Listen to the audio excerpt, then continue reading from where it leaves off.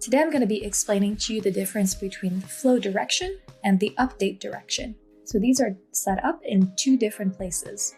This is the flow direction and the fields mapped.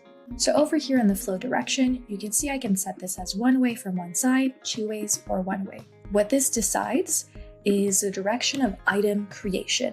An item will be a task, an issue, a card, etc., or a row. When this is set as two ways, items that are created in this pair project will be able to create copies over in this Apple project, and items created in this Apple project will also be able to create copies in this pair project. However, let's say I only want creation to come from one side.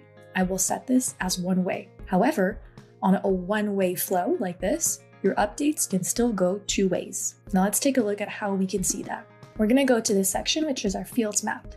And these are all the particular fields that will be connected on these items.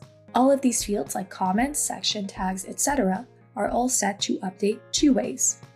This means that the comments can come from either the Apple project or the pair. Let's say that I actually want all of the updates to only come from the pair one. I would just change these all to one way. There's going to be a couple fields that, as you can see, you cannot change. So for example, the link to issue cannot be changed, link to task, and sprint start date. To change the direction of the updates, you will just want to go to fields mapped, and to change the direction of the flow, you'll just want to go to choose your flow direction.